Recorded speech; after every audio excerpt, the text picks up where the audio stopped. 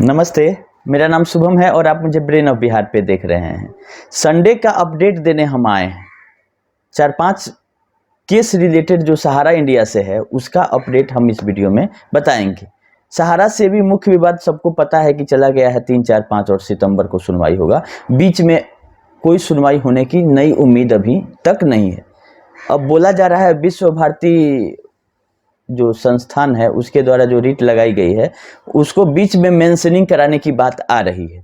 तो ये कितना % सफल रहता है देखने वाली बात है। खैर, कोशिश अगर हो रही है तो वो सराहनीय है कि इलेक्शन के बीच में ही इस सहारा से भी मुख्य विवाद को फिर से लिस्ट कराया जाए, क्योंकि ना तो सरकार, ना तो सहारा, ना तो सेबी कोई चाह नहीं रहा है कि इलेक्शन के बीच में सहारा से भी विवाद निपटे, क्योंकि इसमें अब फाइनल ऑर्डर पे रखा गया था केस 23 अप्रैल को, और उसमें सेबी के एडवोकेट जाके बताते हैं कि ये गलत लिस्टिंग हो गया है और इसको ऑनेबल जो हमारे चीफ जस्टिस साहब हैं उनके आदेश के बाद बेंच में लिस्ट होना चाहिए। कोर्ट ने बात सुना और कोर्ट ने डेट आगे कर दिया। इसमें यह भी किया जा सकता था कि 2-4-5 दिन आगे का डेट दे के चीफ जस्टिस का परमिशन लिया जा सकता था। अब चीफ जस्टिस साहब हमारे डेली सुनवाई कर ही रहे हैं, ऐसा तो नहीं है कि एब्सेंट है। तो अगर चाहा जाता तो 5-10 दिन में सुनवाई हो सकता था, लेकिन इसमें कोई भी पार्टी इंटरेस्टेड नहीं थी, सहारा के तरफ से, चाहे सेबी के तरफ से, चाहे सरकार के तरफ से, कोई भी पार्टी। और दूसरे जो पब्लिक के तरफ से एडवोकेट हैं उनको कोई सूचना ही नहीं मिली। जो टैग मामले थे उसको 23 के बदले 22 की सुनवाई करने का यही एक मेंशनिंग करा के ये था, उसका बहाना था कि सारे एडवोकेट उसमें पहुंचे नहीं जो कि ऑब्जेक्शन करेंगे। जिस एडवोकेट लोगों का आपसी तालमेल सही है उन्हीं को बुलाया गया और केस को मेंशन करा के वर्बली और डेट लेके चला गया है सितंबर में।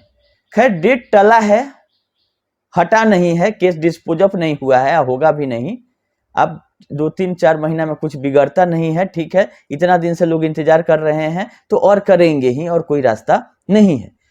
लेकिन 23 तारीख को ही जो पिनक पानी मोहंती वाले में ऑर्डर आया, उसमें ऑर्डर में बहुत सारा चीज लिखा हुआ है, तो उसमें भी कोई अपोजिट पार्टी नहीं था।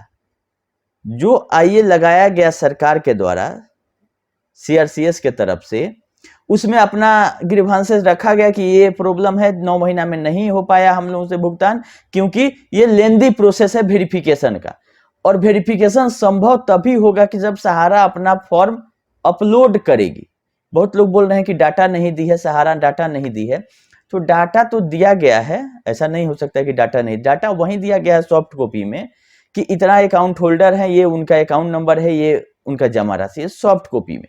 लेकिन वेरिफिकेशन का जो प्रक्रिया है उसमें भी फिजिकली मिलाया जा रहा है अकाउंट ओपनिंग फॉर्म और मेंबरशिप फॉर्म।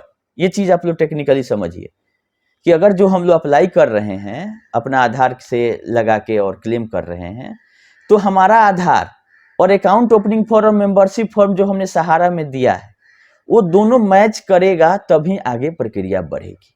जिसमें पहला रीजन यही है कि सहारा ने वो फॉर्म सॉफ्ट कॉपी में अपलोड 100% नहीं करके दिया है अभी तक, जिससे कि सारे लोगों का डिफिशियंसी में बदल के, जिनका अपलोड करके दिया भी गया है तो कुछ किसी के स्पेलिंग मिस्टेक है, किसी में कुछ है, क्योंकि उतना प्रॉपर तरीके से सहारा का इन्वेस्टमेंट शुरू से अभी तक नहीं रहा है कि आप अब उसको एडिट करने बैठ जाइएगा एक एक स्पेलिंग मिलाने, तो थोड़ा तकलीफ होगा।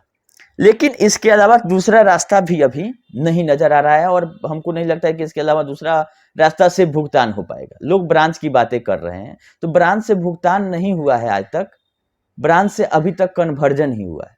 तो फिर अगर रोक हट जाता है सोसाइटियों से तो सहारा कल ही ब्रांच खोल के, चाहे कितना भी बिजली बिल ये सब बाकी है, रेंट बाकी है, लेकिन अगर रोक हट जाएगा री इन्वेस्टमेंट पर से, कल ही उसका ब्रांच खुल जाएगा, वहां पेपर कलेक्शन शुरू हो जाएगा। तो ऐसा अब करना नहीं है किसी एजेंट को, ना लोग करेंगे। जब होगा तो अब सरकार के माध्यम से भी होगा, चाहे प्रिंसिपल मिले, इंटरेस्ट मिले, 50% मिले, 25% मिले, जब ही होगा ये पोर्टल के माध्यम से ही होगा। पोर्टल को पर इतना इन्वेस्टमेंट हो चुका है और अनलिमिटेड पावर दिया हुआ है। जो कमिटी बनी हुई है रिटायर्ड जस्टिस रेड्डी जी के अध्यक्षता में, ऑर्डर में लिखा हुआ है कि आपको अनलिमिटेड पावर है, आप जो डिसीजन लेना चाहें वो ले सकते हैं, जिसमें उनका डिसीजन था कि पहले 10,000 तक सबको दिया जाता है, 10,000 तक नहीं। ऑर्डर में आप लोग ध्यान से पढ़िएगा, ये डिसीजन है कि सबको, जो भी लोग अप्लाई किए पोर्टल में, उनका डाटा अगर मैच कर गया तो सबको 10,000 रुपया देने का बात कहा गया है। लेकिन अगर फॉर्म ही नहीं है तो मिलान कैसे होगा, जिसके चलते सबका रिजेक्ट हो गया। अब दूसरा जो फेज था उसमें इंतजार हो रहा है 20,000 से ऊपर का डिफिशियंसी हटाने के लिए, लेकिन मजबूरी यही है कि जब तक टोटल डाटा स्कैन करके सहारा नहीं देती है, तब तक अगर डिफिशियंसी हटाने वाला भी पोर्टल खोल दिया जाए तो फिर से तीसरी बार डिफिशियंसी आ जाएगा। तो हम ये नहीं मानते हैं कि तुरंत आप सबका डिफिशियंसी हटाने वाला पोर्टल खोल दीजिए। आप पहले एश्योर हो लीजिए कि 100% फॉर्म और एप्लीकेशन फॉर मेंबरशिप फॉर्म सहारा के तरफ से अपलोड करके प्रोवाइड कर दिया जा रहा है सीआरसीएस को। सीआरसीएस ने भी यही गुहार लगाया था सुप्रीम कोर्ट में कि कमिटी के कहने पर सहारा ने नहीं दिया फॉर्म, तब सुप्रीम कोर्ट के सामने ये आई फाइल हुआ 18 अप्रैल को। बहुत बार तो बोला गया होगा कमिटी मीटिंग में कि आप फॉर्म दीजिए, फॉर्म नहीं दे रही है सहारा, तब जाके कहीं ना कहीं सुप्रीम कोर्ट में ये गुहार लगाया गया है कि आप तुरंत इसको डायरेक्ट कीजिए, ऑर्डर कीजिए कि ये फॉर्म दे। ये सोच रही है कि सहारा से भी विवाद में, जैसे कि हम बॉन्ड लोगों से कलेक्शन करा लिए थे, बॉन्ड था ही नहीं, लोग कस्टमर के पास क्या भेजते, तो इस बार भी हम फॉर्म स्कैन देंगे ही नहीं सीआरसीएस को, तो किस चीज से मिलान करेगी। लास्ट में होगा कि ये सफल नहीं रहा पोर्टल और पैसा मेरा रुक जाएगा पेमेंट होना और हमको वापस मिल जाएगा, लेकिन ऐसा होगा नहीं। ये सहारा का सोच है डिले करने का।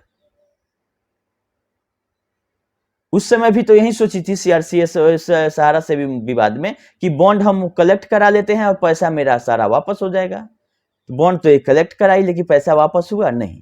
सबके आंख में आप धूल झोंक सकते हैं, लेकिन माननीय सुप्रीम कोर्ट जो है, सुप्रीम है देश का, अगर उसको भी एक चकमा देने में सहारा सफल हो जाती है तो ये तो पूरी व्यवस्था को चैलेंज हो जाएगा। ये कोशिश कर रही है बड़े बड़े एडवोकेट लोगों को रख के, मामला टाल दे रही है, लेकिन मामला टलेगा, हटेगा नहीं। ये जो सोच रही है कि हम किसी न किसी बहाना से डाटा नहीं देते हैं, अपलोड नहीं करते हैं, डिले करते हैं, आखिर होगा क्या मेरे पास तो खोने के लिए कुछ बचा नहीं है। सहारा के पास आप लोग बताइए कि खोने के लिए क्या है। उसका व्यापार बंद हो गया, सुब्रत सहारा जी का देहांत हो गया, उनके बाल बच्चे कहाँ हैं आज तक किसी को पता नहीं है, कहीं डिक्लेरेशन कहीं बोला नहीं जाता है, कोई बयान नहीं आ रहा है, और बहुत लोग टाई और बेल्ट कोट पे पहन के अभी भी गुणगान उसका गा रहे हैं। तो उस चक्कर में नहीं रहना है। सहारा को अपना बोरिया बिस्तरा बांध चुकी है, वहां से कुछ उम्मीद आप लोग नहीं रखिए, चाहे वो स्टाफ हो, एम्प्लॉय हो या इन्वेस्टर हो, एजेंट हो, जो भी होगा लीगल माध्यम से ही होगा, और सरकार पोर्टल कोर्ट जो करेगा उसी रास्ते पे चलना है, और तीसरा कहीं कोई उपाय नहीं है। इसी क्रम में हम कुछ लोग स्टाफ लोग कॉल कर रहे हैं कि हम लोगों का क्या करना है। तो देखिए, जितना जल्दी आप लीगल में चले जाइएगा, पैसा रिकवरी का उतना ज्यादा चांस है। हाँ, सुप्रीम कोर्ट में एक केस लगा हुआ था, एम्प्लॉय लोगों के सैलरी के लोग पूछ रहे हैं, तो उसमें सारे लोगों का मैटर नहीं सॉल्व होगा। उसका आदेश आएगा जो केस किए हैं उनका आदेश हो जाएगा कि इनका पेमेंट कर दीजिए, जो उसके मेंबर हैं, अगर कोई एनजीओ किया है, चाहे उनका कोई संगठन किया है, तो उन लोगों का भुगतान हो, सबका नहीं होगा। और इसमें तो ऑलरेडी इतना 10-20 कंपनी में स्टाफ लोग हैं। एक कंपनी में आप लोग बोलते हैं कि सहारा में काम करते हैं, आप अपना सैलरी स्लिप, आपका पीएफ स्टेटमेंट निकालिए कि किस किस कंपनी से आपका पीएफ जमा हुआ है, उस कंपनी में आप हैं। ये जैसे लोगों को बॉन्ड का इधर से उधर करती है, स्टाफ को भी ऐसे ही की है। 2 साल इस कंपनी में, 2 साल उस कंपनी में, ताकि ग्रेजुटी सबका लायबिलिटी से मुक्त रहे, और लोगों को कहेगा कि आपको तनख्वाह से मतलब है, तनख्वाह लीजिए और काम कीजिए, किस कंपनी में आपको क्या मतलब है। ऐसा है सहारा ग्रुप के साथ। लेकिन अभी तत्काल में सुप्रीम कोर्ट वाला तो केस चला गया है आपका 20 अगस्त को, जो सैलरी वाला मैटर है वो 20 अगस्त को लिस्ट हुआ है सुप्रीम कोर्ट में, लेकिन उस सबका उससे मैटर से कुछ नहीं होने जाने वाला है, इसलिए उस पर आप लोग ध्यान नहीं दीजिए। लेकिन पटना हाई कोर्ट में ये नया अपडेट है, 3 मामले लिस्ट हुए हैं, सुनवाई के लिए नहीं, केस फाइल किया है और सहारा ने किया है, और इसमें पार्टी हैं लेबर डिपार्टमेंट के, जो इंडस्ट्रियल ये ग्रेजुटी एक्ट 1972 है, उसके तहत ये अपील कह लीजिए, केस कह लीजिए, एक नया 3 केस, एक सहारा का है, एक सहारा क्रेडिट कोऑपरेटिव सोसाइटी के तरफ से। सहारा ने ही फाइल किया है और पार्टी हैं मजिस्ट्रेट हैं लखनऊ के, डीएम जिसको बोलते हैं डिस्ट्रिक्ट मजिस्ट्रेट, और लेबर डिपार्टमेंट के कमिश्नर को बनाया गया है। हो सकता है कि कोई बड़ा ऑर्डर और बड़ा कुछ करने का प्लान हो, और ये बिहार में फाइल हुआ है। बिहार में मतलब पटना के लेबर कमिश्नर। तो इस सैलरी से जुड़ा मैटर है कि कुछ ना कुछ ऑर्डर हुआ होगा इनके अगेंस्ट में, जिसके लिए ये हाई कोर्ट का दरवाजा खटखटाए हैं। और तीनों मामलों में क्या होता है हम आप लोगों को आगे अपडेट देंगे। एक सुनवाई हो जाने दीजिए, 2 अप्रैल को केस लिस्ट कराया ही है सहारा, और लंबा चौड़ा ये केस है। 3 मामले, एक सहारा पार्टनरशिप फॉर्म है सहारा इंडिया, और एक सहारा क्रेडिट कोऑपरेटिव सोसाइटी। तो ये सैलरी और लेबर ग्रेजुटी पेमेंट का मैटर है जो कि पटना हाई कोर्ट में नए सिरे से शुरू हो रहा है। तो ये है नया अपडेट सैलरी से रिलेटेड। और आप लोग जहां हैं, अगर आपका संगठन है, आप सब लोग ग्रुप में करें, तो लीगल माध्यम से ही इससे सैलरी भी निकाला जा सकता है। तो कोई अच्छे एडवोकेट को रख के आप लोग केस कर सकते हैं और लेबर कमिश्नर से संपर्क करके लीगल तरीके से ही देगी। ऐसे आप सोच रहे हैं कि सहारा आएगी और 2 साल का मेरा तनख्वाह बाकी है और कहेगी कि चेक अकाउंट में हम आपको दे देते हैं, तो ऐसा संभव इस जन्म में नहीं है। आप लोग लीगल में चले जाइए। दूसरा, एक टॉप 20 डायरेक्टर वाला आप बताए थे, वो भी मैटर चला गया है आपका जुलाई में। उसका लिस्टिंग है 16 जुलाई को सुप्रीम कोर्ट में। हम बोले थे कि उससे पता चले कि टॉप 20 कंपनी कौन सा है, और टॉप 20 डायरेक्टर का एसेट्स का डिटेल मांगा गया था। लेकिन जिस हिसाब से केस को आगे बढ़ा दिया गया है, सब केस जुलाई, अगस्त, सितंबर में चला गया, तो ये भी 16 जुलाई को अब चला गया है। 2 अपडेट ये हो गया। तीसरा है सहारा लाइफ इंश्योरेंस कॉर्पोरेशन लिमिटेड का जो अपील फाइल की है आईआरडीए के ऑर्डर के अगेंस्ट में सहारा, उसका सुनवाई हुआ है। 25 तारीख को सुनवाई था। सुनवाई तो नहीं हुआ है, सॉरी, लिस्ट हुआ था केस, और बेंच नहीं मिला। फिर जैसे पिछले बार हुआ था कि बेंच नहीं अवेलेबल है, उसके चलते सुनवाई नहीं किया गया और डेट को आगे बढ़ा दिया गया। तो इसका अगला डेट 13 जून 2024 कर दिया गया। बहुत लोग सहारा लाइफ से भी जुड़े हुए हैं, तो सोच रहे होंगे क्या होगा। आप लोग सहारा लाइफ का एसबीआई लाइफ में जमा हो रहा है, शांति से अपना जमा करिए। ये कोर्ट का मैटर है अपना, ये लंबा चलते रहेगा, और इसके अपील से इसके पक्ष में फैसला आएगा ये बहुत कम चांस है। तो 13 जून को मामला सहारा लाइफ इंश्योरेंस कॉर्पोरेशन का अपीलेट ट्रिब्यूनल, जो सेबी का अपीलेट ट्रिब्यूनल होता है, उसमें चला गया। ये तीनों अपडेट हो गया केस से रिलेटेड। चौथा है क्यूसॉप से रिलेटेड हम वर्क कर रहे हैं। क्यूसॉप यूनिक प्रोडक्ट रेंज लिमिटेड, आप लोग ध्यान दीजिएगा। क्यूसॉप east west south north central, ये कंपनी एक्ट से कंपनी नहीं बनी हुई है, ये पार्टनरशिप फर्म होगा। जो भी इसका संविधान होगा उसमें जाए। केवल यूनिक प्रोडक्ट रेंज लिमिटेड का हमने एक्सेल में फॉर्मेट दिया था और बोला था कि हमको आप लोग भर के और मेल कर दीजिएगा, सॉफ्ट कॉपी ही, एक्सेल सीट ही, जिसमें हमने फॉर्मेट जारी कर दिया था। और ब्रेन ऑफ बिहार 2022@gmail.com पे आप लोगों को मेल करना था। मेल आईडी आप लोग नोट कर लेंगे। ब्रेन ऑफ बिहार पूरा लिखना है, स्पेलिंग मिला लीजिएगा हमारे चैनल से, ब्रेन ऑफ बिहार कोई स्पेस नहीं, 2022 पे वो एक्सेल सीट खाली अभी मेल कर देना है। जितने लोगों का एक्सेल सीट आएगा उसमें सही सही डाटा देना है, और बॉन्ड ओरिजिनल आपके पास रहना चाहिए, तभी डाटा भरना है, चाहे आप एजेंट हैं चाहे जमा करता है। कल होके बॉन्ड ओरिजिनल का अगर जरूरत पड़ जाए तो आप बोलिएगा कि मेरे पास नहीं है, तो दिक्कत हो जाएगा। बॉन्ड या उसका रिसिप्ट, दोनों में से कोई एक आपके पास रहना चाहिए। कन्वर्जन नहीं हुआ रहना चाहिए किसी सोसाइटी में। आप अगर क्यूसॉप से कहीं कन्वर्ट करा के नया सर्टिफिकेट ले लिए सोसाइटी का, तो वो क्यूसॉप में नहीं रहा, उसका नहीं हम मांग रहे हैं।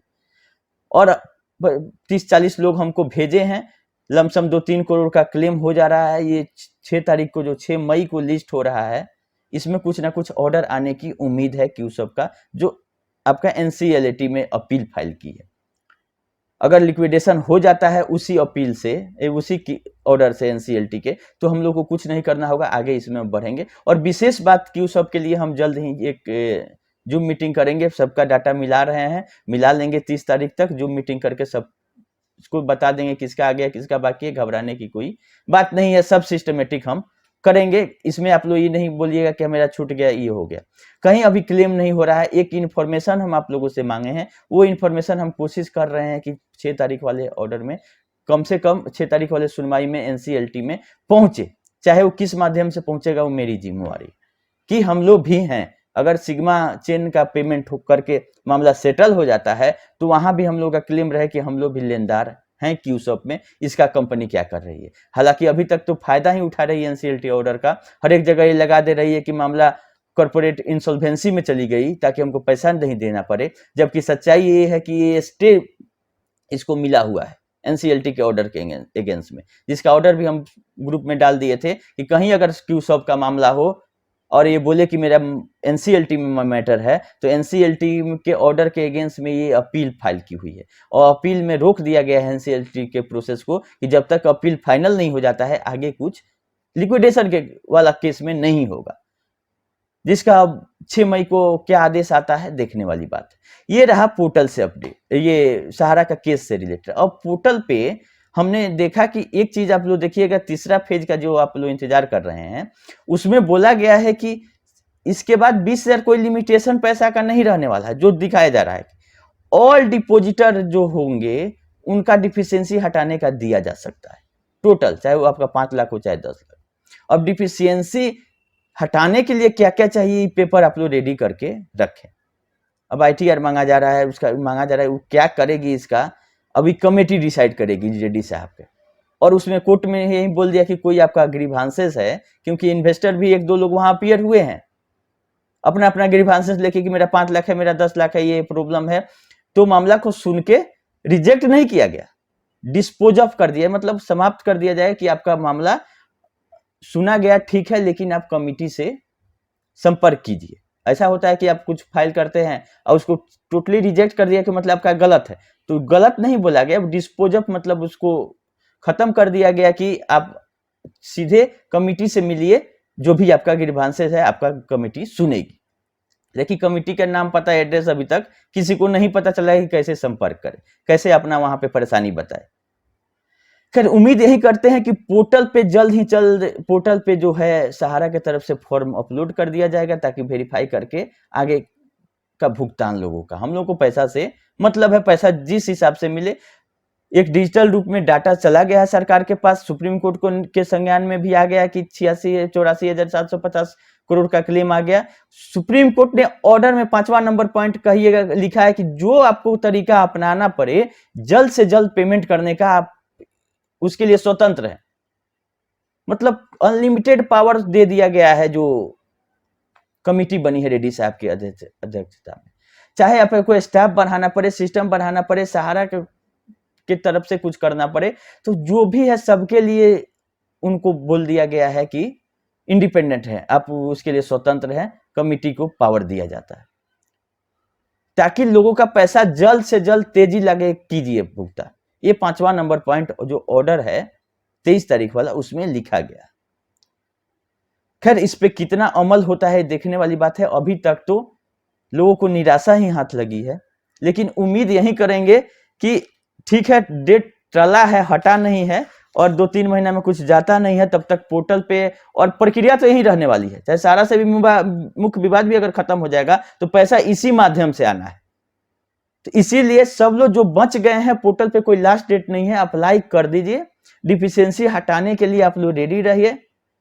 सारे लोगों को अगर खोल दिया जाता है तो जल्द से जल्द इसको हटा के हम लोगों को लाइन में लग जाना है कि हम लोग चारों तरफ से सही हैं। अगर कुछ थोड़ा बहुत पेपर में कमी बेसी है तो उसके लिए भी कमिटी को ध्यान देना चाहिए कि सहारा का जो जमा होता था वो उतना केवाईसी कंप्लायंस से शुरू से नहीं होता था। कोई गलत नहीं है, लेकिन केवाईसी कंप्लायंस 100% सही तरीके से नहीं हुआ जिस तरह से बैंक में होता है। क्योंकि अगर गलत रहता तो 84,750 का क्लेम नहीं आता और 1,22,00,000 लोग अभी अप्लाई कर चुके हैं। और डेथ क्लेम जिसका मैच्योरिटी 31 मार्च 2023 के बाद हुआ, वो बहुत लोग अभी भूल गए हैं, नहीं कर रहे हैं, बहुत लोग इंतजार कर रहे हैं। तो इन लोगों को छोड़ के इतना का क्लेम आ गया है।